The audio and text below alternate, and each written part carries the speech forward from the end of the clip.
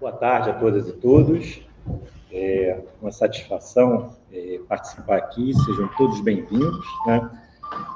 Meu nome é Maurício Metri, sou professor do IRID e do Programa de Economia Política Internacional aqui do Instituto de Economia. Tive a honra e a satisfação do convite para mediar essa mesa de lançamento do livro, convite que desde já agradeço muitíssimo ao meu amigo Gabriel Rached, né, e a professora Rafaela. Como já foi dito, a mesa hoje é para tratar do livro Economias Emergentes e Novas Tendências no âmbito da governança global. Tá? Isso é uma pesquisa, resultado do grupo de pesquisa, uma pesquisa derivada de um exercício, de um esforço coletivo do grupo de pesquisa Estado, Instituições e Análise Econômica do Direito, GPEA, né? Do qual faz parte a professora Rafaela Mello, que eu tenho satisfação de ser colega lá no IRID, aqui no IRID, no FRJ, o Pedro Garrido Lima, que nos acompanha aqui online, egresso aqui do Instituto de Economia, consultor da Câmara dos Deputados, e o meu amigo, o professor Gabriel Rached, professor do Programa de Pós-Graduação da UF, né, de Economia e Direito, Sociologia e Direito, né, e do Grupo de Pesquisa Instituições Análise da Economia, Análise Econômica do Direito. Tá? Então, conforme já foi apresentado, dito, serão 15 minutos, 30 minutos que Gabriel fala, né, apresentando o livro, depois mais 15 minutos para o Pedro, depois para Rafaela. E aí, ao final desses 60 minutos, a gente abre para perguntas para a plateia. Então, desde já, agradeço mais uma vez, Gabriel, o prazer e a honra de estar aqui, e passo a palavra a você. Boa tarde a todas e todos. Para mim é uma honra estar aqui no Instituto de Economia, onde eu volto depois de 20 anos de percurso. Eu comecei meu doutorado aqui em 2003, então é uma satisfação estar aqui gigantesca, tanto do ponto de vista da inspiração que foi ter feito o doutorado aqui, quanto pela trajetória que esse seminário busca compartilhar depois de 20 anos de agenda de pesquisa e etc. Então, eu sou... Pode voltar, por favor. Eu, nesse momento, eu estou, então, como professor associado da Federal Fluminense, do Programa de Pós-Graduação de Sociologia e Direito, e lá na Universidade Federal Fluminense eu coordeno o grupo de pesquisa que é sobre Estado, Instituições e Análise Econômica do Direito. Então, essa produção que vai ser partilhada hoje é fruto, desdobramentos de uma agenda de pesquisa realizada no interno desse grupo de pesquisa sobre Estado, Instituições e Análise Econômica do Direito, do qual Rafaela Mello, que é professora daqui do IRID, e Pedro Garrido, que é assessor da Câmara Legislativa em Brasília, também são membros do grupo. Então, é um trabalho coletivo, e esses livros organizados, cada um com uma temática, eles são desdobramentos dessa agenda de pesquisa. Nesse momento, eu estou num período de licença, onde eu estou fazendo um período de pesquisador associado em estudos internacionais na Universidade de Milão, e isso também coenvolve uma série de pesquisadores da área, porque os livros eles são bilíngue, então frutos desses desdobramentos, dessa agenda de pesquisa que tem sido realizada. Guilherme, por favor. Bom, primeiro de tudo, pode voltar, Guilherme, por eu queria fazer os agradecimentos, então, ao Instituto, naturalmente, por receber esse evento, e a professora Denise Gentil, que organizou incansavelmente, acompanhando todos os detalhes da organização desse evento, ao professor Maurício Metri, que muito mais do que apenas um colega acadêmico, é um amigo, então muito me honra a presença dele aqui, porque ele também é do campo da economia política internacional, então o que nós vamos abordar aqui entra no campo como o tema economias emergentes, entra no âmbito da economia política internacional. Agradecer a todos que vieram, professora Ana Cristina, professora Alexis, uma honra ter vocês aqui para que a gente possa muito, vamos dizer, confortavelmente debater essa agenda de pesquisa e essa temática tão relevante, ao nosso ver, né, contemporaneamente. Então, eu vou primeiro organizar a apresentação do grupo de pesquisa, eu gostaria de contar um pouco da trajetória que frutificou nesses livros, e o conteúdo dos livros, os dois, eles são divididos em 4 sessões. Então, A primeira sessão é Desafios do Multilateralismo e o Papel das Instituições Internacionais. Então, um dos livros foi realizado bem no âmago da Covid. Então, era entender como que os organismos responsáveis por mitigar os efeitos da pandemia se comportaram em termos de performance, de alcance, como que foi isso. Políticas nacionais e internacionais em perspectiva comparada, seja no âmbito da pandemia, seja num cenário, talvez entre aspas, né, pós-pandemia, como que esse cenário se demonstra, né, como que ficou o comportamento de vários players. Uma agenda que eu acho que é relevante, que é a Plataforma de Sustentabilidade e Meio Ambiente, soluções inovadoras nessa direção, e Estado, Instituições e Governança, para que a gente possa discutir também no âmbito de diretrizes para políticas públicas, como que a academia pode contribuir com a sua expertise como delineadora, né, de diretrizes para public policy. Então, esse é o intuito desses livros, e eu vou começar, então, apresentando o grupo de pesquisa. É possível, Guilherme, que eu coloque um link aqui numa janela para partilhar isso? Pessoal, eu não vou abrir link por link, mas o que eu queria mostrar para vocês, que é um pouquinho, Guilherme, eu queria só demonstrar para vocês que o grupo de pesquisa ele atua no âmbito multiplataformas. Então, a gente tem as nossas mídias, tem o nosso canal do YouTube, organizamos uma série de webinars. Você consegue descer um pouquinho a tela, Guilherme? A gente tem um blog de economia política contemporânea, tem o próprio site, que é o domínio da UF, onde tem todas as atividades que a gente desenvolve. Tem um canal do Telegram, um canal do YouTube. Você consegue descer um pouquinho aí? E tem aí as nossas mídias. Então, quem tiver interesse em acompanhar as atividades do grupo, naturalmente, a gente pode partilhar esse link, que é uma forma da gente estar em contato. Todos os canais eles estão, né, abertos para inscrição, então é uma forma de acompanhar as atividades do grupo. É isso, né? Bom, e o que eu gostaria agora de partilhar, de uma certa forma, são alguns pontos que a gente poderia utilizar para debate no fim, introduzindo a agenda de pesquisa que resultou nesses dois livros. Então, o grupo de pesquisa ele organizou 2 seminários internacionais, dos quais cada um deles frutificou em 5 livros, 4 no formato e-book e 1 no formato coletânea para cada ano. Então, no total, em 2 anos, foram 10 livros, 8 e-books que estão open access, e mais esses 2 livros coletânea, que, como eu mencionei com vocês, são livros bilíngue, porque contemplam uma agenda de pesquisadores sobre a temática. Então, eu gostaria de introduzir um pouco da agenda sobre o tema que nos traz aqui, que é um seminário sobre economias emergentes e por que a relevância de discutir isso exatamente nos dias de hoje.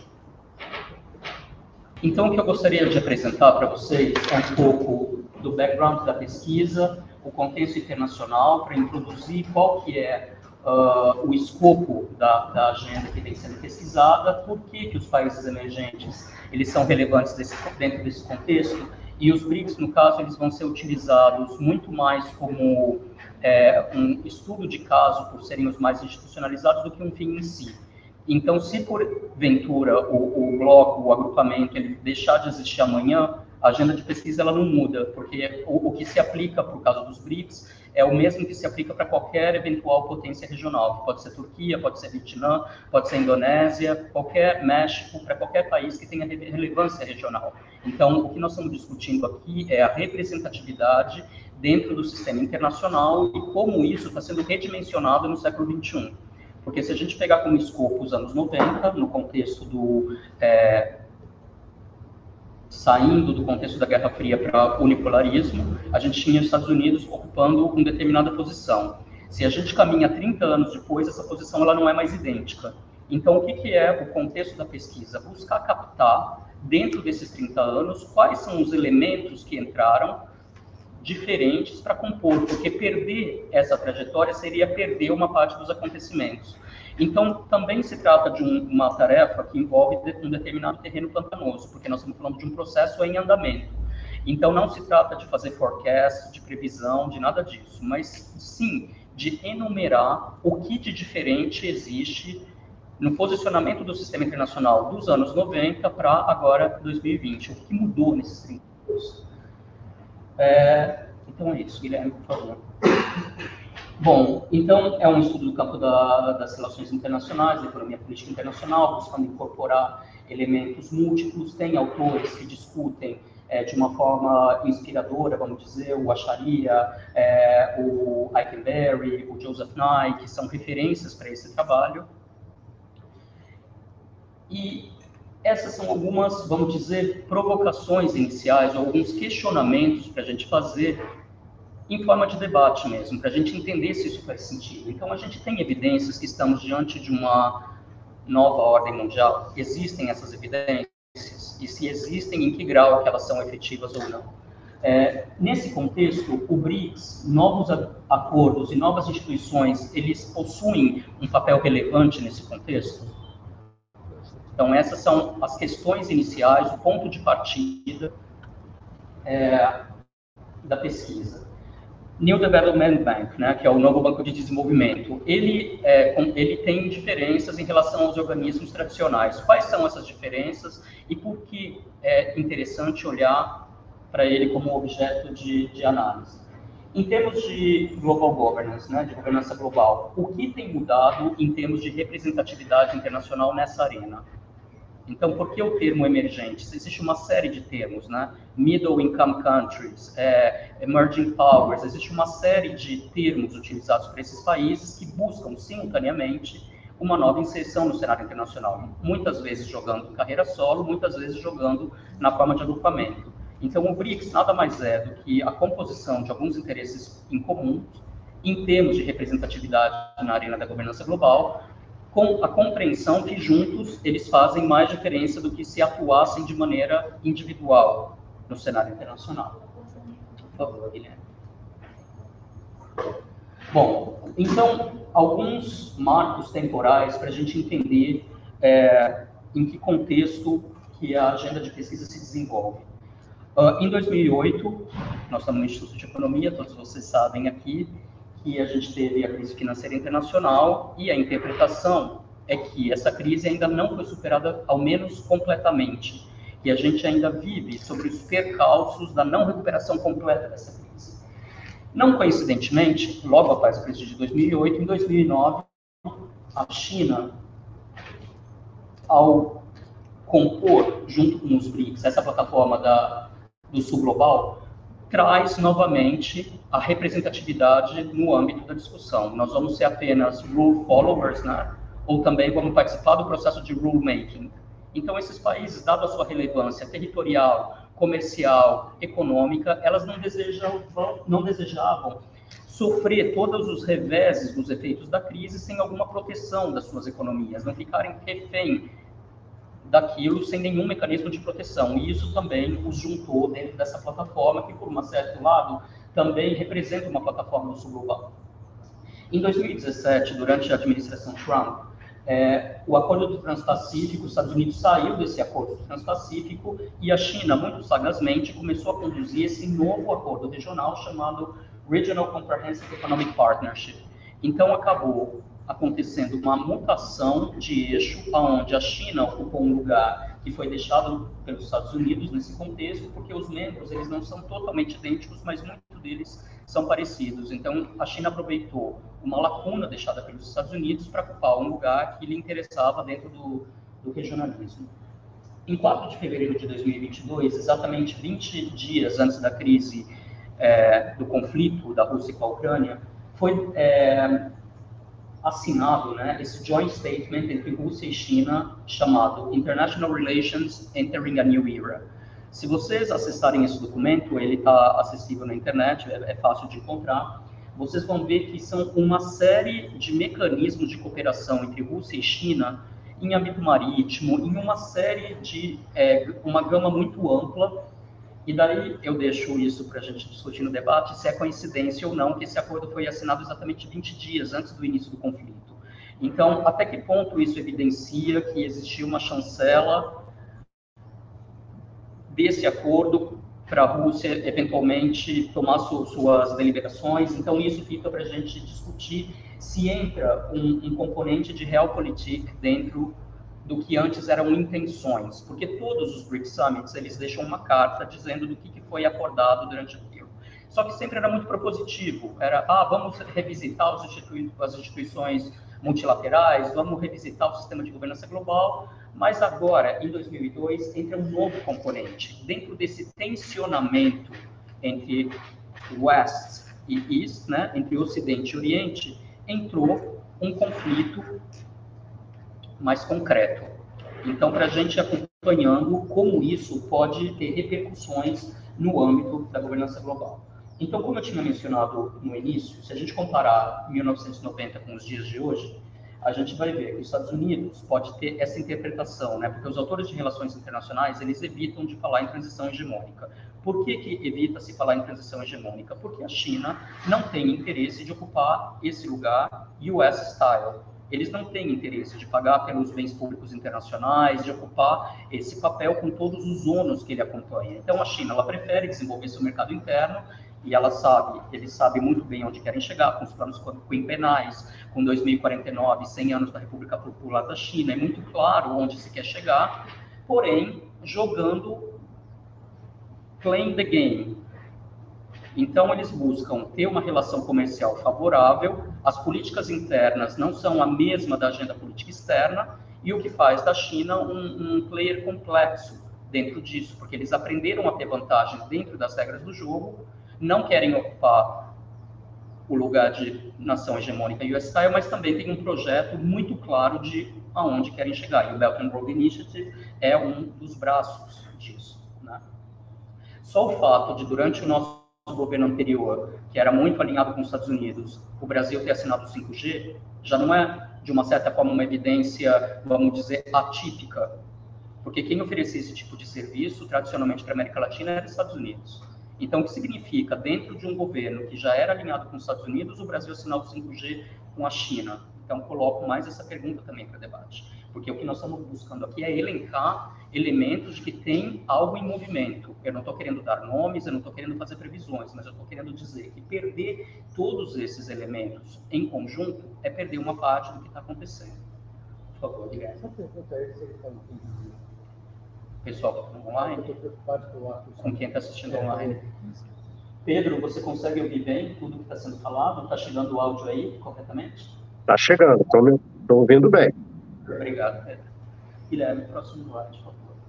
Bom, então, nós estamos vivenciando esse tensionamento entre Ocidente e Oriente, que vai tomando novas conotações. Os países que a gente pode chamar de sul global, embora não haja consenso, porque tudo tem a sua delicadeza e a sua idiosincrasia, né? Tem gente que entende que Rússia não faz parte do sul global porque ela está geograficamente localizada em outro lugar. Então, tudo tem que ter muita cautela na hora de falar isso, para escrever paper nessa direção, é muito trabalhoso, porque não dá para ser especialista em tudo isso, não dá para... E daí é demandante. Então, a China, naturalmente, ela tem uma posição de... A China ela tem um componente de protagonismo dentro desse novo sistema, e o que é interessante observar dentro do desenvolvimento dessa agenda de pesquisa, que existe a diferença entre o discurso do que se deseja e a busca por captar o que efetivamente está se concretizando desse discurso. Porque não adianta só a carta de intenção dos BRICS, vamos revisitar as instituições, vamos fazer esses procedimentos, mas no fim do dia essas coisas não se efetivaram. Então, o intuito aqui é observar, em termos de acordos de novas instituições, o que está acontecendo nesse novo balance mais, tecnicamente, mais plural, né, de uma agenda internacional mais plural. Por favor, Guilherme. Bom, as assimetrias que existem no sistema internacional, elas acompanham historicamente, né, desde o reconhecimento da soberania dos Estados nacionais lá em 1648, a gente acompanha que as assimetrias, elas são uma parte praticamente intrínseca a todo o desenvolvimento histórico que a gente acompanha nos últimos séculos. Então, as instituições de Bretton Woods, no contexto da pandemia, o que elas mostraram para a gente? Qual foi a performance deles? Elas mostraram um sinal de instituições em colapso. O que significa, no meio da pandemia, o presidente dos Estados Unidos dizer nós vamos sair da Organização Mundial da Saúde. o que significa as ameaças de, se continuar assim, os Estados Unidos vai sair da Organização Mundial do Comércio. Então, foi acontecendo um esvaziamento desses fóruns, porque isso não deixa de ser um ataque a essas instituições, né? Elas vão ficando mais esvaziadas, elas já tiveram uma performance, vamos dizer, sofrível diante do contexto que lá sim as instituições de escopo global deveriam atuar. Então, como que fica dentro desse tensionamento entre Ocidente e Oriente a reconfiguração em escala global com a entrada da China como protagonista dessa plataforma do Sul Global? Então, essa é uma das questões que envolvem a pesquisa em andamento. Então, a gente sabe que o multilateralismo está em crise, mas a gente não tem um outro formato pronto para substituir. Isso faz a pesquisa também mais complexa, porque a gente está vendo sinais de decadência, sinais de performance sofrível, mas a gente não tem um outro sistema mais plural que contemple as demandas associadas a uma plataforma de século XXI dos países que esteja pronta e totalmente configurada. Então, aonde que a gente se encontra dentro desse contexto? Então, o que eu queria trazer agora é um pouquinho do movimento que os BRICS fizeram com os seus novos acordos e novas instituições, repetindo que eles são mais um estudo de caso do que uma finalidade em si, porque tudo isso que vai ser dito é válido também para países que têm alguma relevância regional. Por favor, Guilherme. Pode passar. Então, os BRICS, desde 2009, sendo que na primeira e na segunda, a África do Sul ela era só observadora, ela não era membro efetivo. Não coincidentemente, então, as primeiras reuniões começaram em 2019, logo após o impacto da crise financeira de 2008. A cada ano vai sendo um rodízio entre os 5 países, sendo que a última foi em Joanesburgo, onde Putin não pôde participar por aquela questão se poderia ser preso ou não poderia ser preso. E em 2024 vai ser no Kazan, onde naturalmente ele vai poder participar, porque vai ser na Rússia. Então, eu queria também dizer um pouco de por que para exemplificar essas potências emergentes, eu estou usando o BRICS, porque são 5 economias emergentes dentro do projeto BRICS Plus. Eu acho que vocês acompanharam na internet, né, que tipo 6 novos países estão em processo de ingresso dentro do BRICS. Quem são esses países? Argentina, Egito, Irã, Etiópia, Arábia Saudita e Emirados Árabes Unidos. Então, sem contemplar esses 6, porque essa formalização ainda não aconteceu, eles estão convidados e com grandes possibilidades, mas ainda não procedeu efetivamente, isso é um projeto para 2024, esses 5 países possuem mais de 3 bilhões de pessoas, mais de 40% da população mundial, mais de 1/4 do GDP, ultrapassou 1/4 do GDP mundial em julho de 2022, dentro de uma plataforma consensual de cooperação. Ou seja, promover cooperação econômica para o desenvolvimento, governança política e econômica, justiça social, paz e segurança e progresso através de inovação. O BRICS, o encontro anual deles, ele é alimentado por uma série de fóruns paralelos, né? Então, a ideia é incorporar governo, academia, sociedade civil, todas elas dentro das temáticas que vão ser deliberadas no encontro anual. Então, o BRICS Think Tank Council, cada país BRICS tem uma think tank que é especializada em BRICS. Quem faz esse papel no Brasil? IPEA. BRICS Academic Forum, a ideia é fazer como se fosse um Erasmus intra-BRICS, que uma pessoa possa estudar na África do Sul, a outra da África do Sul possa ir para a Rússia, então buscando fazer cada vez mais inter-relações entre as universidades, e parece que a Unicamp ela tem caminhado bastante nessa direção.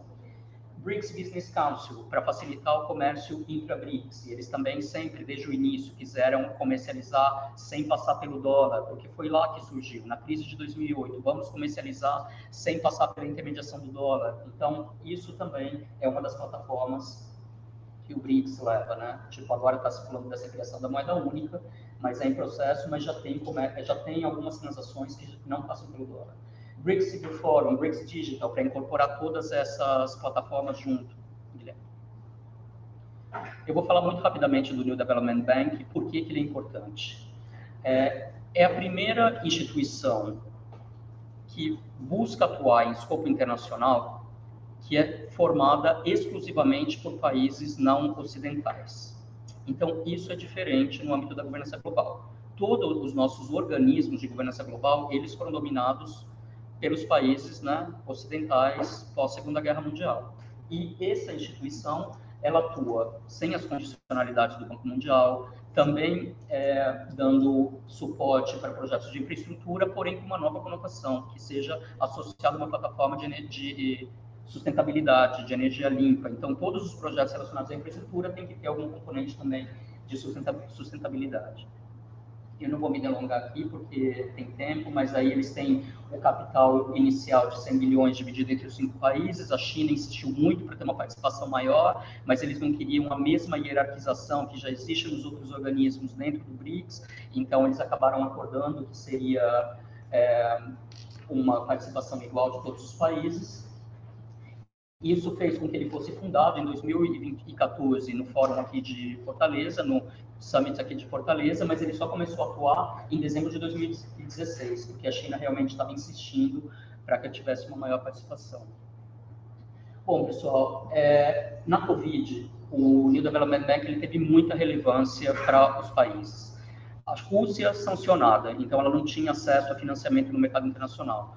Vocês lembram que aqui o nosso principal programa foi auxílio emergencial? Esse auxílio emergencial ele foi parcialmente financiado pelo New Development Bank. Então, o montante total extrapolou 10 bilhões de dólares. E esse é um montante que a gente não pode dizer que é irrisório. Então, todas essas coisas vão denotando esse processo de transformações que eu estou tentando trazer aqui para vocês, buscando ver os potenciais de cooperação entre os países do sul global. Tá? Então, como seria o cenário pós-pandêmico? A gente estaria cada vez mais indo para uma trajetória de mais isolamento ou uma trajetória que indicaria para soluções onde o multilateralismo poderia ser recuperado e poderia ser revivido? Então, o que a gente vê é que as plataformas, os mecanismos para cooperação, eles poderiam estar muito mais dinamizados, né? Então, que muitos esforços diplomáticos, eles não se concretizam. Então, apesar da gente ter o know-how, isso não necessariamente acaba sendo efetivado. Então, quais que são os obstáculos para mecanismos de cooperação? Passa muito por a questão da confiança, né? Porque se não existe confiança entre os players, fica difícil dinamizar uma plataforma de cooperação.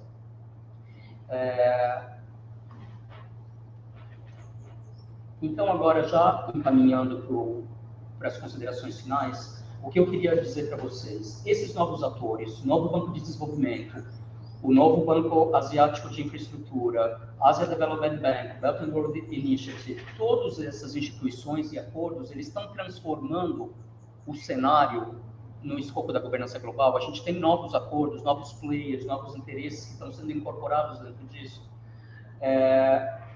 E se sim, se o cenário mudou, como que está sendo dinamizada essa nova plataforma de representatividade, que é uma demanda super antiga de todos que se sentem subrepresentados no sistema internacional? Bom, acho que isso, de uma certa forma, eu mencionei já durante a apresentação. Eu vou para frente, Guilherme. Vou passar esse também e vou mais para as considerações finais. Então, do ponto de vista da governança global, a gente encontra que ela está sob ataque, sob under check, né? Ou passando por um processo de revisão. Ela está sendo revisitada para um novo formato, eventualmente mais plural ou mais representativo. Como que é isso hoje em dia? Com essas novas instituições, esses novos acordos, isso modifica um pouco o cenário? Se a gente pensa no cenário dos anos 90 para 30 anos depois, vocês sabem, na linha do tempo, 30 anos é nada, né? Se a gente pegar o Brodel, Longue Durée, tudo isso são séculos, nós estamos falando só de 30 anos. Então, esses eventos, todos colocados juntos, representam algo, isso eu realmente gostaria de debater com vocês. Então, o BRICS agora parece que ele está, independente da longevidade ou não, porque não é isso, não estou fazendo o advogado ou defendendo, ou uma defesa em absoluto, mas ao trazer isso, eles estão trazendo um elemento novo dentro da plataforma do Sul Global para que esses países... Por que cada vez que a gente abre o noticiário é um país a mais querendo fazer parte desse agrupamento? Agora é Turquia, agora é Irã, agora é Bangladesh. Por que todos esses países demonstram essa intenção? Porque o sistema que a gente tem funciona? Outra interrogação para a gente fazer para o debate. Então, o que é efetivo e o que é discurso dentro de tudo isso? Então, a pesquisa ela busca, através das instituições e dos acordos, filtrar o que é extrapola só as intencionalidades? O que dentro dessa dinâmica extrapola as intencionalidades? Bom, e o último ponto que estava lá é que os Estados Unidos na América Latina definitivamente vem se você puder voltar para o anterior, vem passando por uma perda de espaço, né? Porque só o fato dos países, uma série de países da América Latina, somos 33, parece que 13 já são membros do Belt and Road Initiative, ou 13 ainda não são, alguma coisa assim, mas um número substantivo de países já aderiram ao Belt and Road Initiative, então isso a gente pode também entender dentro da nossa região que está ocorrendo algum tipo de transformação. Como eu mencionei, Brasil assina 5G com a China, quando o nosso governo era super alinhado com os Estados Unidos. O número de países, Peru, Argentina, todos cada vez mais incorporando o Belt and Road Initiative. Então, isso mostra algo mais multicêntrico. Bom, esses são alguns documentos que inspiram, porque tudo isso não saiu só da minha cabeça. Esse é o livro que incorpora, pessoal, um pouco de toda essa agenda de pesquisa. Eu ajudei a coeditar esse livro, é um livro com pesquisadores da área, cada um especialista numa das vertentes. Eu gostaria de, nesse momento, passar os livros do lançamento aqui, porque a Rafa e o Pedro vão comentar sobre eles, então eu gostaria, por favor, Guilherme, se puder fazer essa gentileza.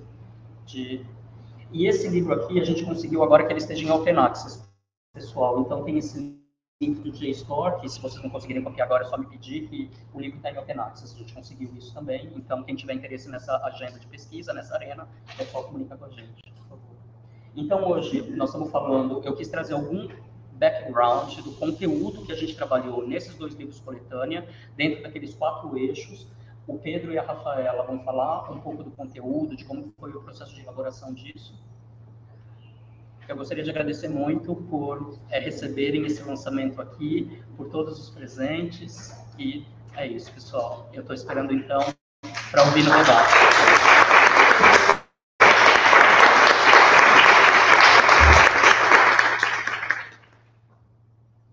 Obrigado, Gabriel.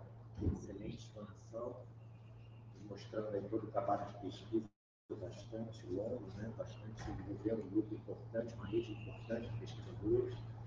Mas passo a palavra direto para o Pedro Garrido. Você nos escuta, Pedro? Escuto. Gostaria de agradecer a toda a PJ,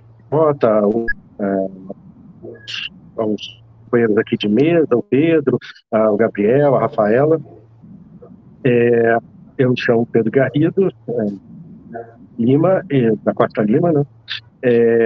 Vou falar, eu fiz graduação na FRJ, em Economia, depois mestrado na UF, e doutorado em Economia na UNB. A UFRJ é sempre minha alma mater, é sempre um prazer conversar. Lembrar aí salinhas do Instituto. É muito bom ver essas imagens aí do pessoal todo participando. A minha ideia era eu sou consultor legislativo da Câmara dos Deputados na área de política e planejamento econômico, desenvolvimento econômico e economia internacional. Então, acabo mexendo com diversos temas de economia internacional e é sempre um prazer também participar junto aí dos projetos do Gabriel nesses livros. Eu fiz, se puder passar, por favor, o slide. Isso, maravilha, obrigado. Eu, então, participei um pouco dos seminários que foram organizados, dos livros. Nos livros eu fiz a introdução dos 2 livros, falando sobre a Covid no mundo e no Brasil, políticas econômicas no enfrentamento da pandemia, e depois sobre a economia global e Brasil, aspectos multilaterais, planos de retomada e políticas industriais na crise atual. Enfim, que são os temas que estão sendo discutidos aí, como o Gabriel apresentou, fazem parte do grupo de pesquisa, e é uma honra poder contribuir para o grupo de pesquisa e para os livros nesses temas. No final, vou fazer alguns comentários finais, e falando desses desafios, dessa discussão internacional. Pode passar, por favor? Então, esse primeiro artigo, que saiu ali junto à discussão da Covid,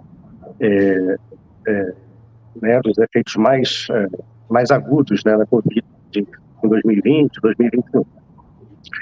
A ideia era passar um pouco das políticas econômicas que foram utilizadas, né, como o Gabriel falou, é um mundo novo aqui que a gente parece estar observando, não necessariamente uma mudança de hegemonia, mas parece que é um mundo novo que a gente observa, não só de potências emergentes, mas também de uma retomada de políticas que a gente via no consenso de Washington, que eram proibidas, não só para países em desenvolvimento, mas até mesmo os países mais avançados. Apesar do que, né, a gente sabe que os Estados Unidos sem desenvolvimento, apesar de exportar para a gente ideias como o consenso de Washington.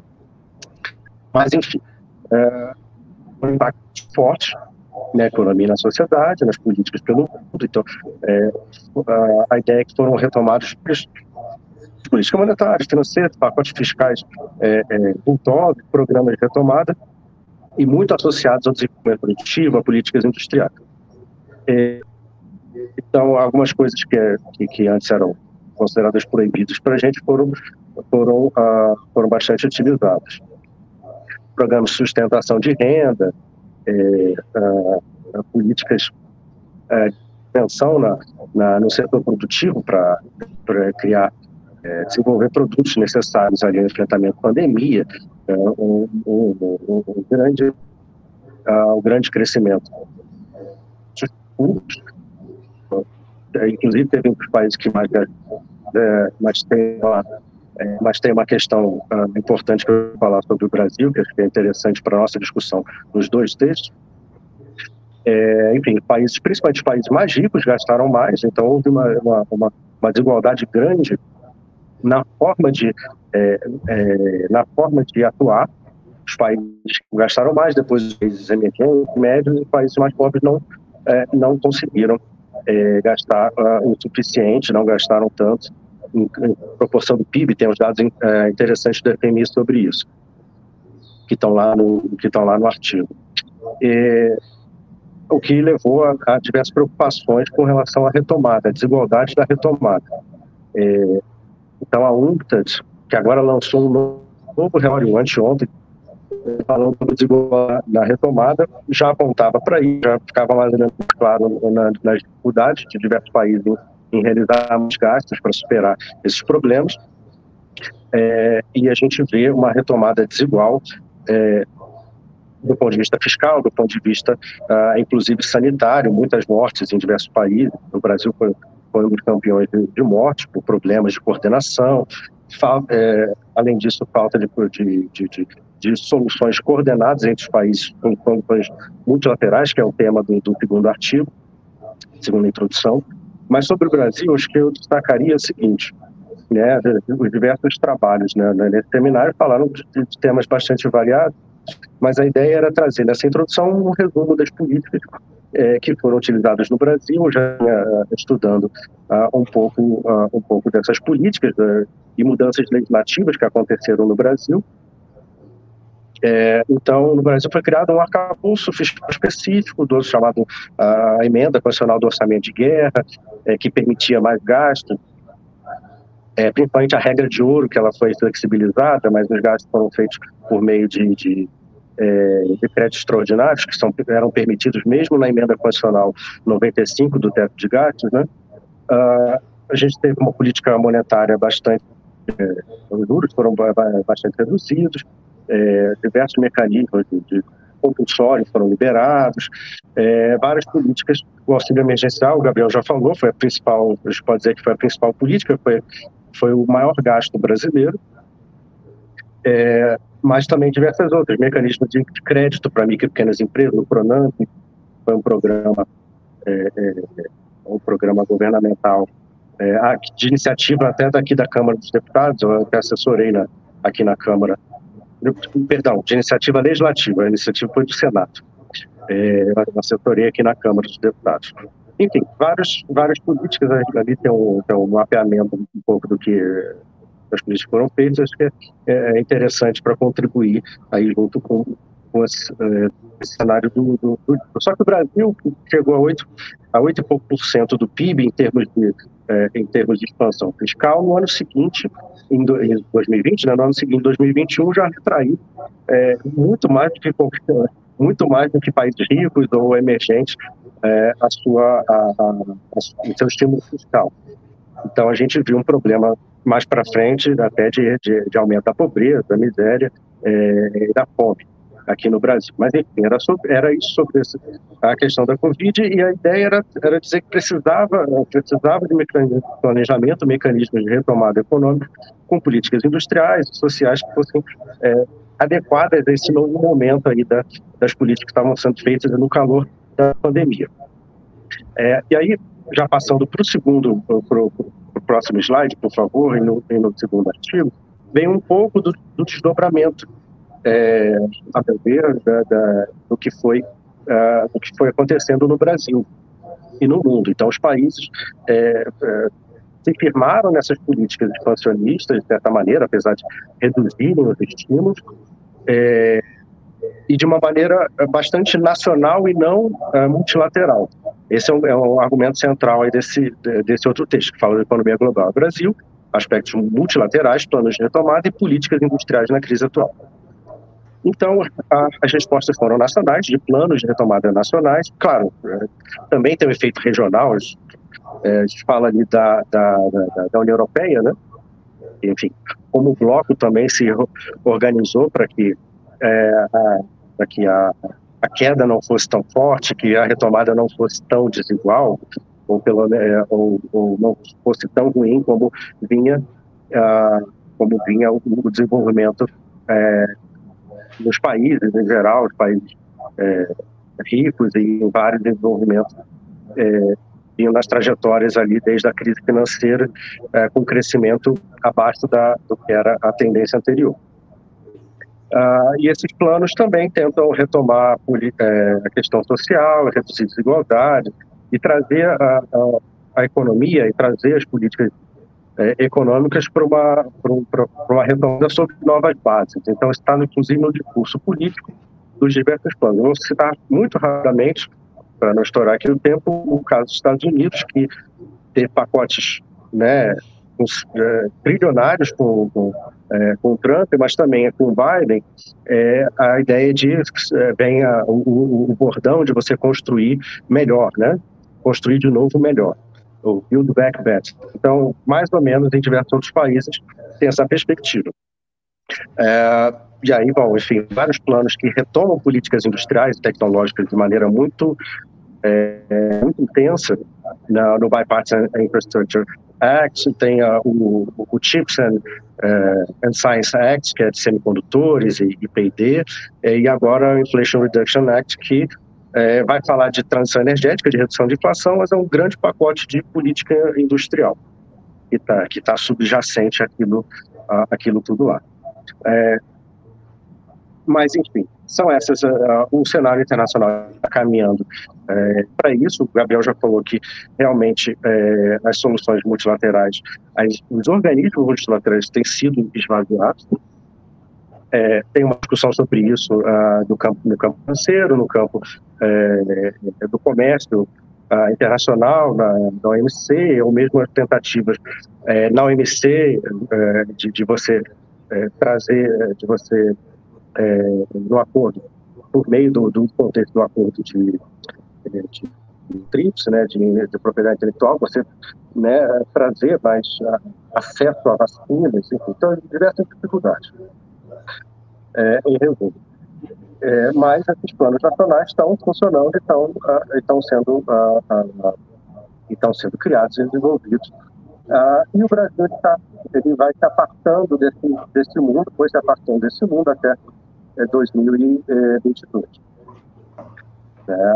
Que o Brasil estava com políticas totalmente contrárias. Então, enquanto o mundo estava praticando políticas, enfim, protecionistas ou de valorização do mercado interno, o Brasil estava na verdade, abrindo sua economia e utilizando uma perspectiva que não condizia com o resto do mundo. Enfim, a ideia é isso, a ideia é mais ou menos essa, que retoma diversos dos temas que já estavam nessa primeira introdução e acredito eu que contribuem para traçar esse quadro mais geral. nos livros e da perspectiva que é avançada pelo grupo de pesquisa. Pode passar, por favor.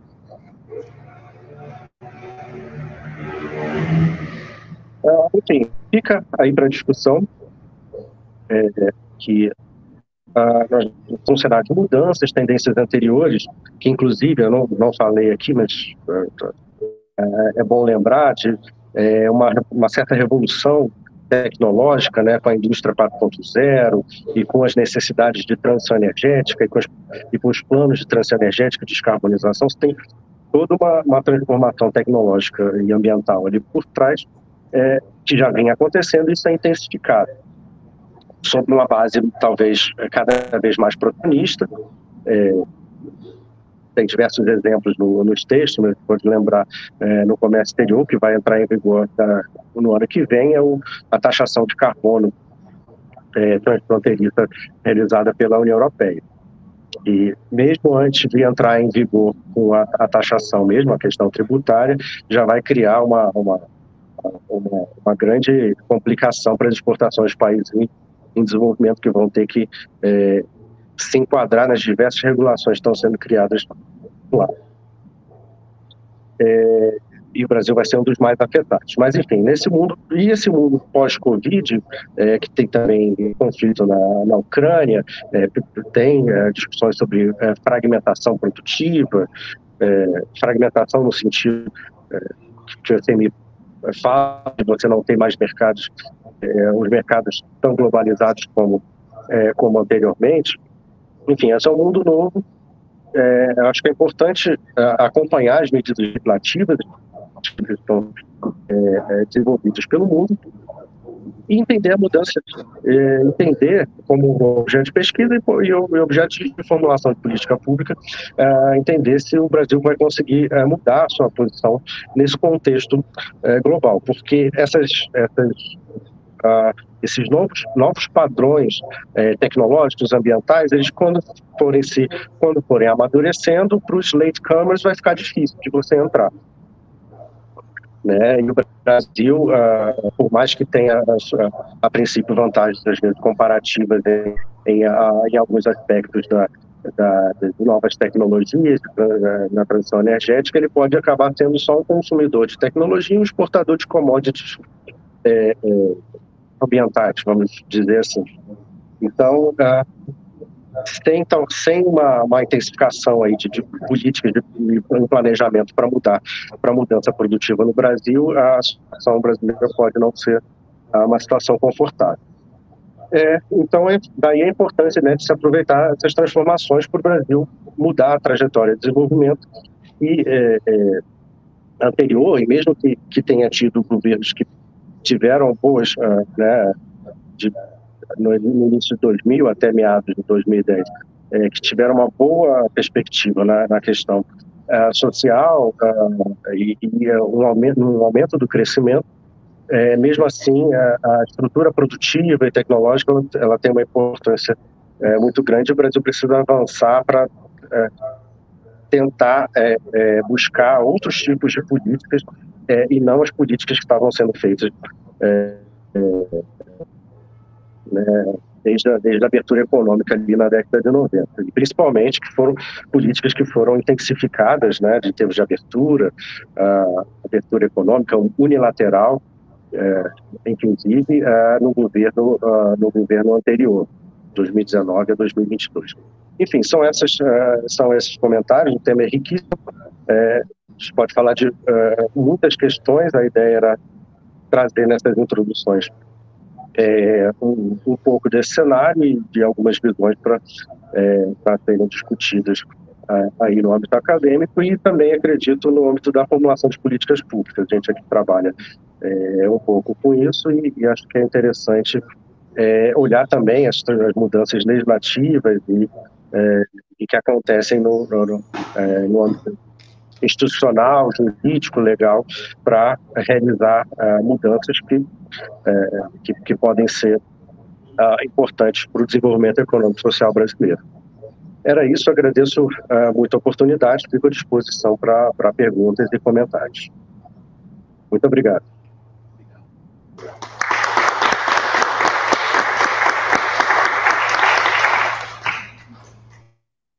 Bem, obrigado, Pedro, pela exposição. Passo a palavra à professora Rafaela Meirelles, por favor. Bom, boa tarde, quase boa noite já, a todos e todas. Eu estou muito feliz de estar aqui, né, como professora do IRID, né, atualmente, né, participando, né, desse ambiente da UFRJ, de uma universidade pública. É muita felicidade, né, de participar aqui, né, junto com o professor Gabriel, né. Então, eu gostaria de aproveitar essa oportunidade de agradecer pela parceria em tantos projetos, artigos, né, uma parceria de uma confiança, né, grande que a gente tem juntos. Então, agradecer pela oportunidade de estar também falando aqui um pouco sobre o livro, né. Eu vou tentar falar um pouco mais sobre o livro no geral e falar também sobre uma questão específica do nosso capítulo que a gente trabalhou em coautoria, né, nesse livro o roxinho, né, que tem o roxo e o verde, que é o mais recente, que foi lançado em 2022. Só se puder passar, por favor, só o próximo slide. Bom, então a estrutura, né, a apresentação vai ser bem breve. Eu queria só comentar um pouco sobre essa temática, né, complementar um pouco o debate que a gente está trabalhando, né, a apresentação do Gabriel, a apresentação do Pedro, trabalhar essa questão das economias emergentes e localizar o nosso artigo que a gente escreveu, né, um pouco, já tem um certo tempo, a gente até precisa atualizar ele, né, que é o capítulo que está no livro, mas ele é um capítulo que trabalha, né, as questões dos BRICS, né, a questão do sul global e as desigualdades. Então, eu vou tentar localizar esse debate que a gente trabalhou junto, né, nesse debate geral de governança global. E, por último, eu vou tentar fechar, né, a apresentação falando do nosso grupo, né, o GPEA, que é o Grupo de Pesquisa sobre Estado, Instituições e Análise Econômica do Direito. Né, é um grupo sediado na UF, mas ele acomoda diversos professores, pesquisadores de diversas instituições. Né, eu tenho muito orgulho de fazer parte do grupo desde 2020. Então, eu queria trazer um pouco sobre o grupo, como que eu comecei a participar, né, dessa atividade e trazer um pouco das nossas iniciativas, né, de como que a gente veio construindo seminários internacionais, trabalhando, né, para publicação, né, no total são 10 livros, né, são 8 e-books e 2 livros impressos, né, livros físicos. Então, eu vou tentar trazer um pouco desse panorama para vocês hoje. Bom, próximo, por favor.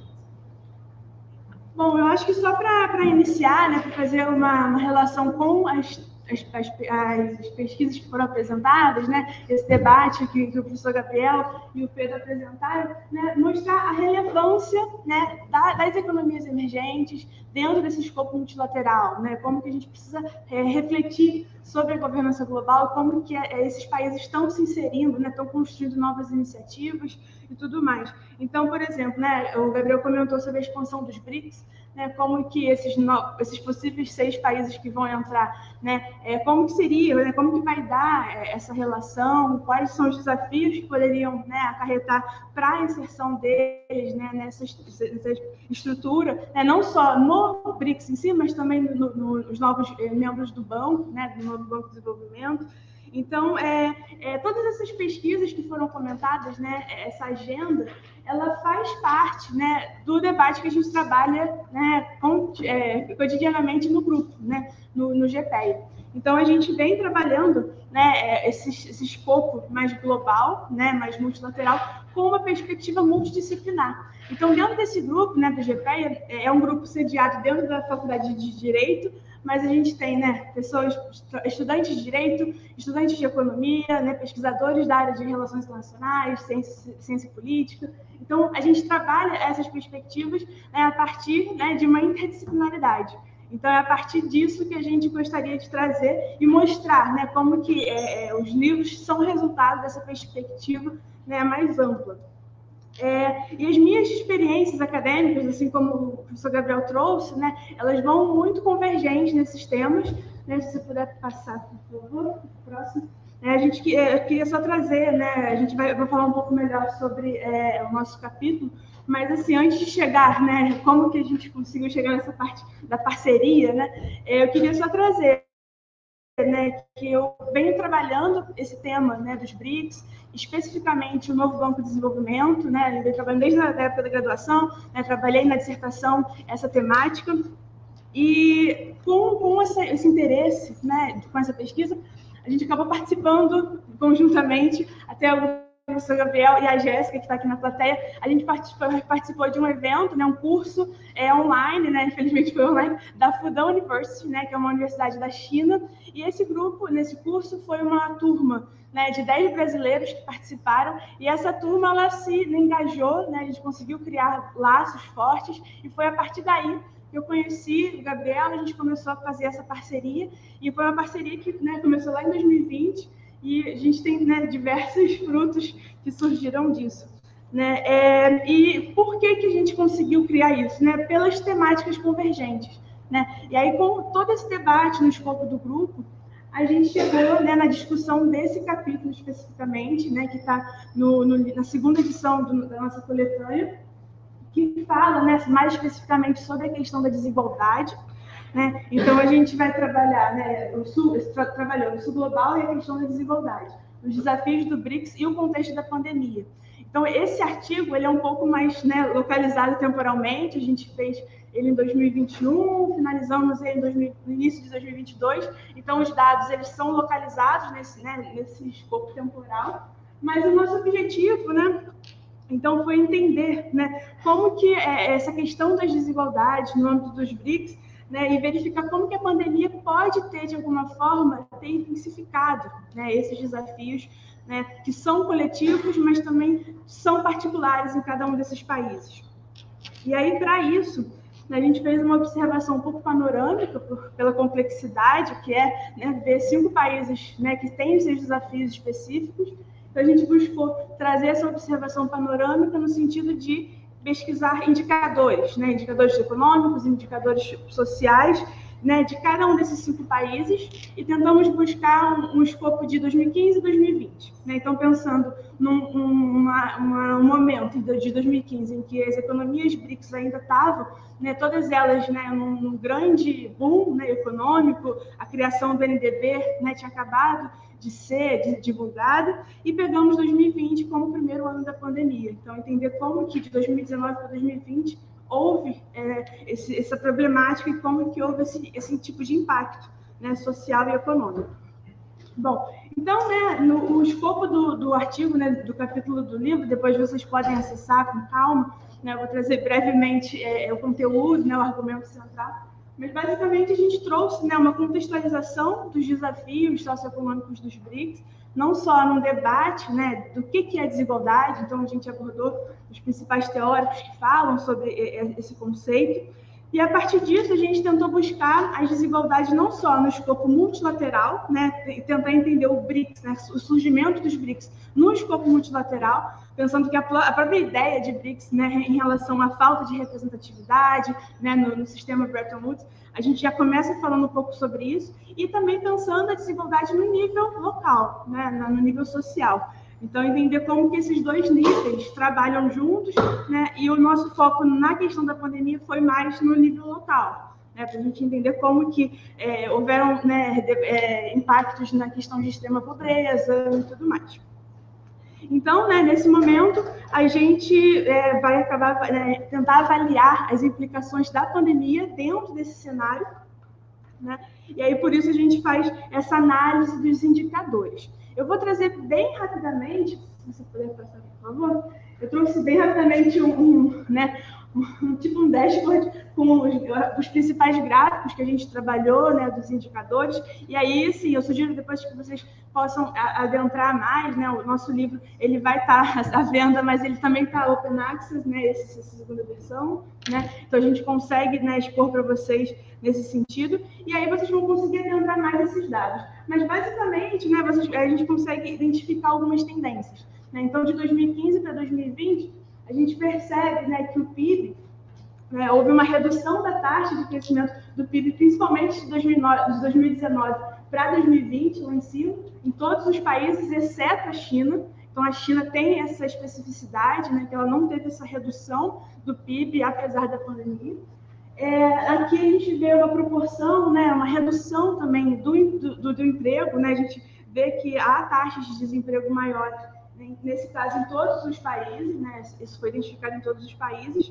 E, por último, a gente percebe, né, uma diferença desses 3 países aqui, né, Brasil, Índia e África do Sul, que houveram um aumento, né, da extrema pobreza quando se identificou a pandemia, né? Então, em 2020, a gente percebe esse crescimento tecnicamente expressivo, né, nesses países, o que não ocorreu na Rússia e na China.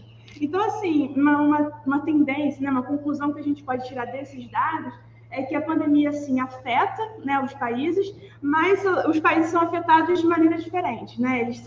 Existem particularidades e eles têm patamares diferentes nesse impacto, né? Mas aí, então, eu sugiro que depois a gente converse mais sobre esse debate. Queria só trazer rapidamente para a gente adentrar o segundo tópico, que, se você puder passar, que é trabalhar um pouco mais sobre o GPE em si, né? Falar um pouco para a gente fechar esse evento e depois, né, abrir para novas ideias sobre o grupo.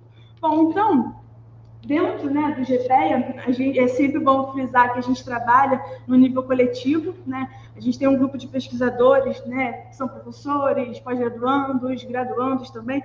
Então, a gente trabalha nesse nível coletivo. Cada um faz uma atividade específica. Então, é um trabalho, né, com várias mãos trabalhando junto. E, assim, dentro desse esforço coletivo, nós conseguimos, né, construir os 2 seminários internacionais, né, que tiveram presença de palestrantes internacionais e também participantes internacionais, né? Então, foi um seminário bilíngue, né? Tivemos a participação essa ampla participação e conseguimos, né, lançar, então, 10 livros, né? Então, 8 e-books e 2 livros físicos.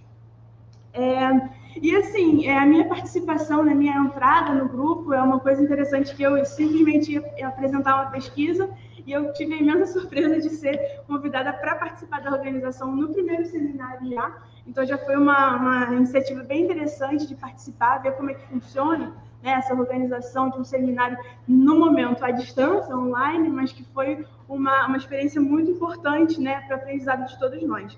Então, assim, além, né, desses esforços, dessa frente de pesquisa no GPEA, a gente também tem a publicação e apresentação em diversos, né, escopos acadêmicos. Então, a gente acabou apresentando artigos, né, não só eu e o Gabriel, mas em outros pesquisadores juntos, em vários congressos de relevância, né? Então, é muito importante ver como que o GPEA consegue dar, né, esse destaque, né, para os pesquisadores em si. Se puder passar, por favor.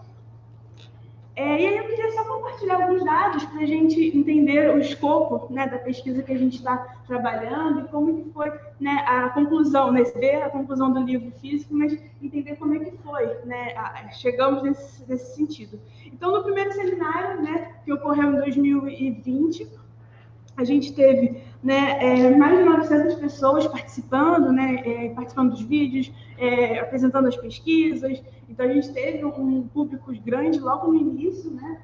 Tivemos mais de 80 pesquisas apresentadas. Então, a gente tem um público, né, bem grande nesse sentido. E aí, essas pesquisas, elas se tornaram, então, 4 e-books, né, 65 artigos em si, né, que passaram por todo um processo de publicação, né, de de análise e tudo mais, e foi tudo feito, né, a partir da nossa equipe. Então, é muito interessante ver como que a gente consegue trabalhar nesse ramo, né, editorial, nesse sentido também. E fizemos também um livro impresso, né, que também é o primeiro, verdinho, que é originário do primeiro seminário. O segundo seminário foi em 2021, né, setembro de 2021, e nós tivemos um número um pouco maior de participantes. Então, tivemos mais de 1.000 pessoas, né, participando, desde palestrantes, alunos, pesquisadores apresentando e tudo mais. E o interessante foi que não foram só pessoas do Brasil, né, mas a gente teve pesquisadores da Itália, da Finlândia, da Índia, né, de diversos países, Angola, Portugal, né, tanto que falam a nossa língua, mas também de outras línguas, né. Então, foi bem interessante. Nesse caso, tivemos 100 pesquisas e elas se tornaram também 4 e-books e mais uma coletânea que totalizaram 96 artigos. Então, a gente percebe como que foi, né, essa conclusão do processo. E aí, por último, eu fiz uma nuvem de palavras para a gente entender o escopo, né, amplo que a gente trabalha, né, desde temas sobre governança global, multilateralismo, né, os BRICS, a nova ordem global, até questões mais específicas, né, sobre tecnologia, democracia, populismo. Então, eu tentei fazer esse apanhado de temas, baseado em quê? Baseado não só nos seminários, nos capítulos do livro, mas também nas iniciativas específicas que a gente vem trabalhando. Então, né, de 2021 a 2022, a gente fez mais de 20 webinars, né, que estão disponíveis no YouTube, estão também disponíveis algumas lives no Instagram, né, baseado nesses temas que eu trouxe aqui. Tivemos debates internos muito interessantes, né, como eu falei, a gente tem estudantes de Direito, de Economia, de RI, e todos eles contribuindo para ajudar a pesquisa coletiva. E, por último, tivemos várias apresentações em congressos, né, importantes, né, no âmbito internacional. Então, eu só queria trazer, né, esse panorama para a gente meio que fechar, começando a falar do GPE, finalizando o GPE também, e a gente está abrindo as perguntas, né, e possível debate. Muito obrigada.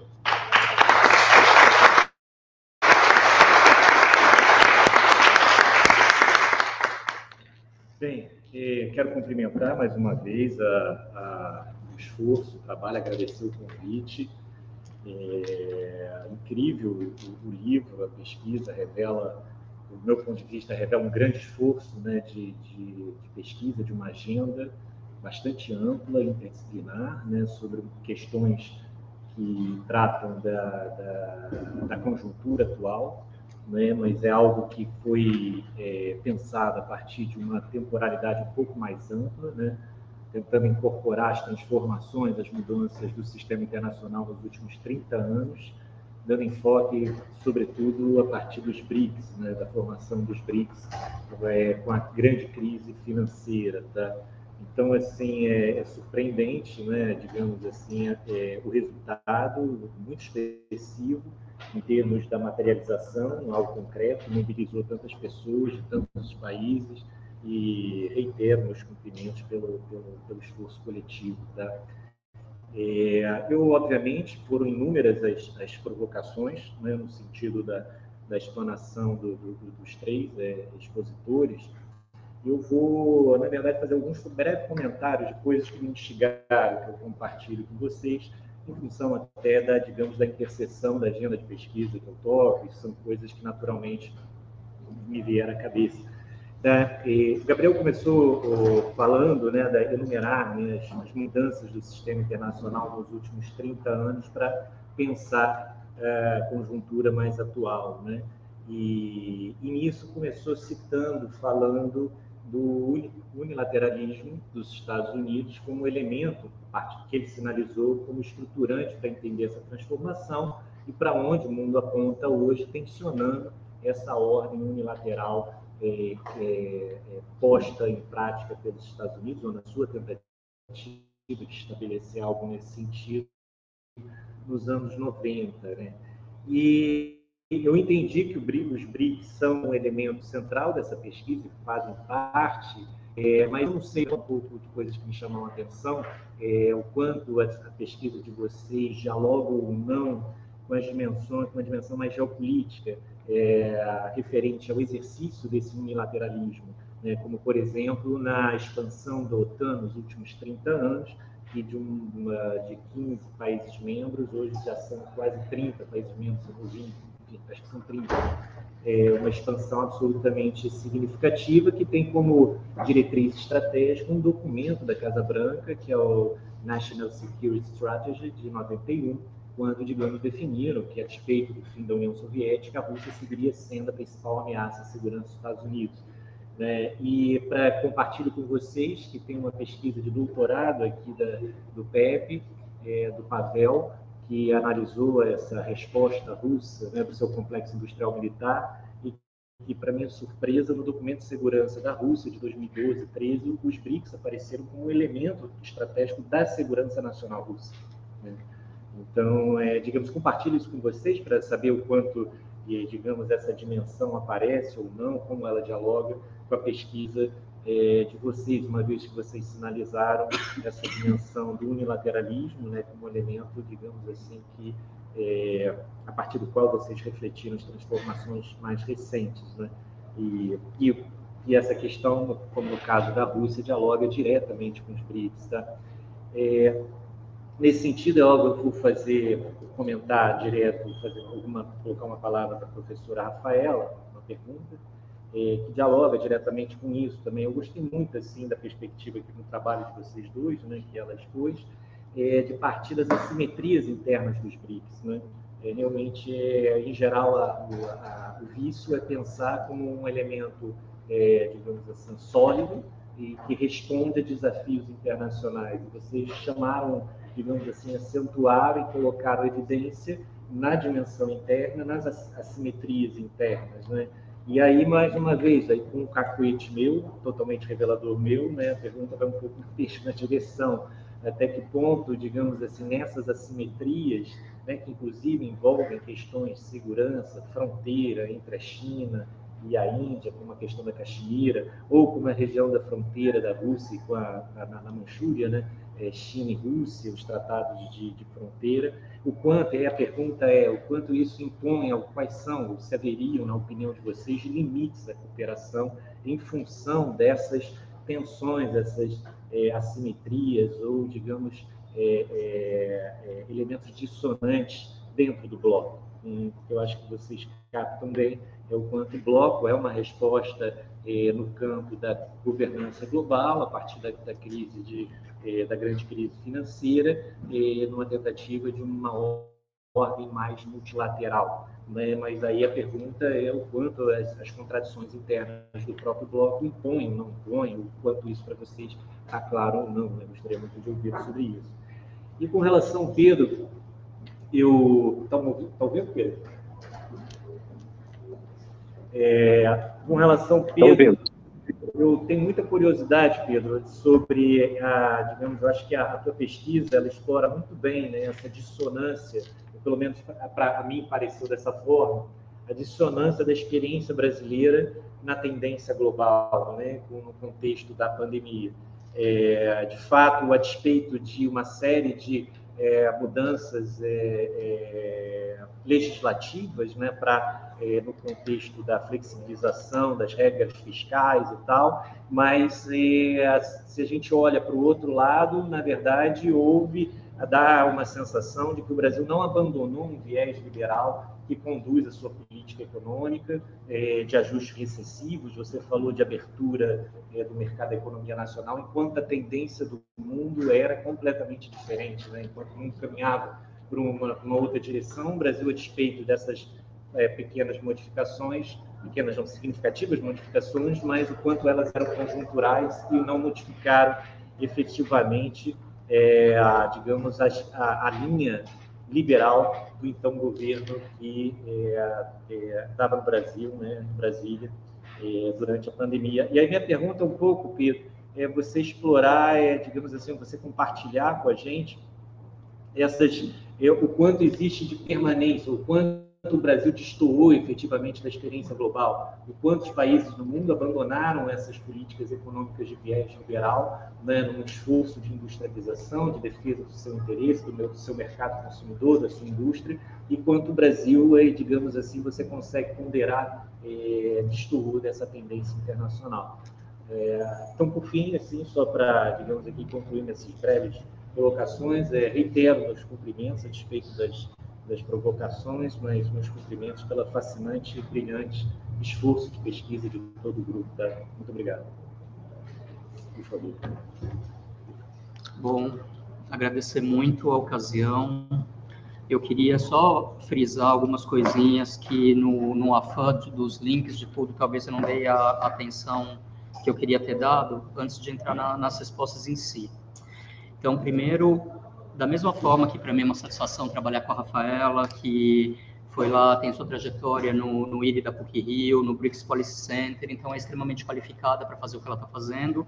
Do mesmo modo, é muito satisfatório trabalhar com o Pedro, que ele já foi do Ministério do Desenvolvimento, Indústria e Comércio, do MIDIC, ele agora está como consultor legislativo, e agora, depois de marmanjo, a gente conseguiu uma aprovação na ANPEC. Nós vamos apresentar como resultado desses trabalhos um artigo na ANPEC 2023. Então, a gente está super satisfeito também com isso. Então, eu queria agradecer que está aqui a Jéssica, que é autora do capítulo desse livro. Muito obrigado por ter vindo. Agradecer a Paula, a professora Ana Cristina, professor Alexis, professor Maurício, por fazer extremamente bem a moderação e nos acompanhou também ao longo. Professor Caio Costa Vidal, que junto com a Denise se preocupou com todas as coisas da divulgação, nos deu todo o suporte. Flávio, que está aqui, querido amigo. Então, todos vocês que estão presentes, queria agradecer de coração por ter essa oportunidade de debate, de explanação dessa agenda de pesquisa. Então, indo mais especificamente nas respostas, é um trabalho de conjuntura atual, trazendo também componentes geopolíticos. Então, sobre a expansão da OTAN, minha visão é que a Europa, ela, vamos dizer, patina em termos de uma agenda autônoma, seja na plataforma energética, seja na plataforma de segurança. E essa lacuna, ou esse obstáculo em ter mais autonomia nesse âmbito, faz com que os players acabem tomando suas decisões. Então, especificamente, quando a Finlândia adotou a OTAN, eu estava atuando num instituto lá que chamava Peace Institute. Daí eu falei, nossa, mas como que funciona para um instituto que trabalha a paz, a Finlândia entrar a OTAN? Daí eles falaram assim, foi trabalhado muito em cima do medo, não teve referêndum, todas as notícias que chegavam aqui na Finlândia era deles bombardeando o Jardim da Infância, então isso trabalhou com o medo das pessoas de uma determinada forma para sucumbir o referêndum, para que aquilo fosse palatável. Então, a coisa ela não é unívoca, ela tem a sua complexidade. Sobre a questão das fronteiras e dos limites da cooperação, completamente, porque os players, eu acho que a palavra que eu vou usar aqui, eles são heterogêneos, eles não são homogêneos. Mas apesar da heterogeneidade, eles entendem que atuando em conjunto, eles têm mais relevância e mais escopo do que atuando individualmente. Então, um dos exemplos que eu vou dar é a questão do Belt and Road Initiative, ele ser apoiado pelo New Development Bank. Então, isso para a China era um ótimo, para a Índia era um péssimo, porque atua na mesma região de comércio, onde eles disputam fatias aí. Então, como que a China conseguiu emplacar por unanimidade, porque o BRICS atua por unanimidade, um apoio ao Belt and Road Initiative quando aquilo não beneficiava todos os players. Então, eu fui observando os empréstimos do New Development Bank logo após essa aprovação de que o New Development Bank ia apoiar o Belt and Road Initiative, a Índia passou a ser o país a mais receber empréstimos do banco. Tudo isso para dizer, long history short, que os países todos do sistema internacional, desde Westfália, eles barganham dentro do sistema internacional. Então, a Índia, ela tem um alinhamento recente aos Estados Unidos, mas, simultaneamente, eles têm a compreensão que eles não sobrevivem na Ásia se eles não tiverem essa aliança lá. Só que os países eles vão barganhando posições para entender como elas podem se beneficiar mais. Então, a China, ela diz nitidamente que ela dá suporte para a Rússia nessa questão do conflito? Não, porque ela não quer se queimar comercialmente, ela tem seus interesses comerciais. Mas quando a gente lê o acordo que eu trouxe aqui para vocês, o Joint Agreement, de 20 dias antes do conflito, ele é em uma gama gigantesca de setores. Então, aquilo, casual ou não, dá um determinado suporte. Então, dentro dessa barganha e dessa heterogeneidade, a minha palavra final é que os players buscam tirar melhor proveito da situação a cada rodada, só que essa situação é dinâmica. Então, esse tipo de pesquisa, por que é tão difícil escrever um paper? Porque quando você encontra uma peça do quebra-cabeça que faz sentido, o quebra-cabeça ele é dinâmico, ele vai mudando. Então, por um lado, é extremamente estimulante, por outro lado, é desafiador. Então, eu finalizo por aqui, agradecendo imensamente a oportunidade. Só para complementar um pouco nessa questão dos limites da cooperação, eu acho que os BRICS eles têm um foco um pouco maior, né, em questões que eles têm convergência. Né? Eles preferem falar e debater nas questões que eles já têm uma convergência prévia. Então, a gente percebe, né, que as questões econômicas, né, de cooperação, de energia, existem coisas que já estão pré-definidas, que são mais prováveis de ter um consenso. Então, eu acho que eles conseguem avançar um pouco mais nisso.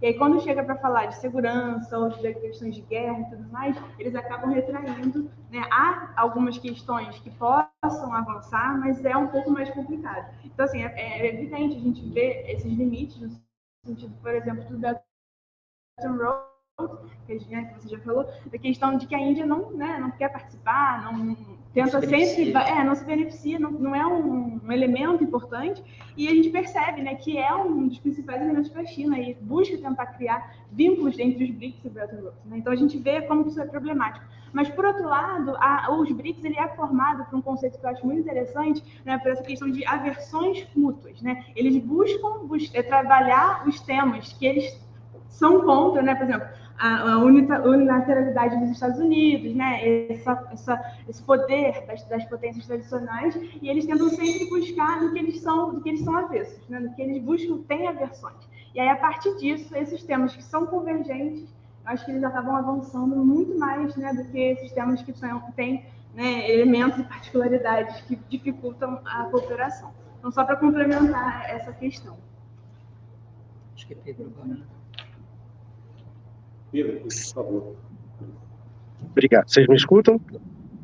Sim. Maravilha. Até puxando o gancho dos BRICS e respondendo ao comentário e pergunta do Pedro,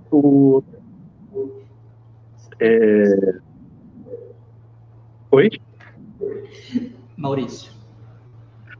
Perdão, Maurício. Desculpa, perdão.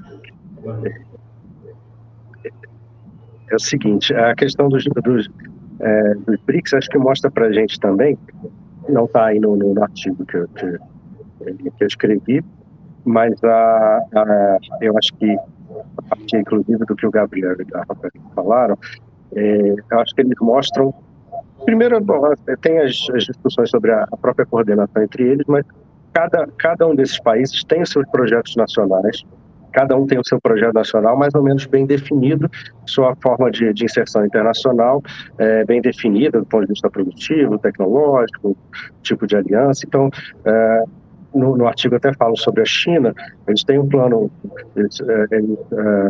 em outros países, países desenvolvidos estavam retomando instrumentos de planejamento, e a China vem uma trajetória diferente, tem os planos quinquenais, tem um plano Made in China 2025, né, para aumento de conteúdo local e para chegar na fronteira tecnológica em diversos setores. A gente vê hoje em dia os exemplos em semicondutores, são bastante claros do esforço chinês no seu projeto nacional, a Índia também tem seus projetos nacionais.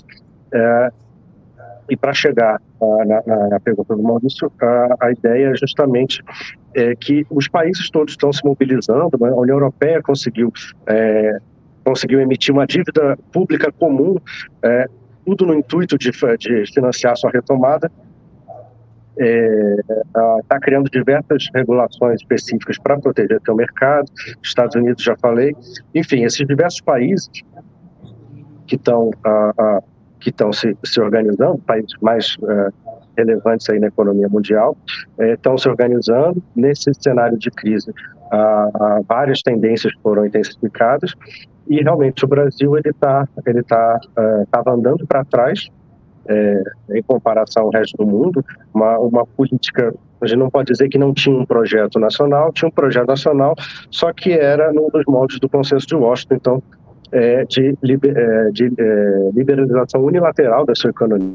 Então, algumas medidas do comércio exterior, eu acho que eu não sei se eu falo, né, não falo nesse, porque elas foram feitas ao longo de 2021 e 2022.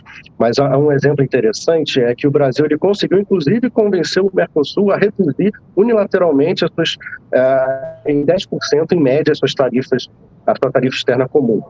Com algumas exceções e tal, mas para 97% em tarifárias. Então, o Brasil ainda reduziu mais 10% as suas tarifas de importação. Então, só para dizer que o Brasil realmente estava caminhando no sentido contrário do que o resto do mundo estava fazendo, e agora fica essa esperança de que o Brasil vai se recompor, olhando seus diversos problemas, seus problemas sociais, sua desindustrialização, a perda de densidade industrial, enfim, a necessidade de ter melhores empregos, uma economia mais complexa.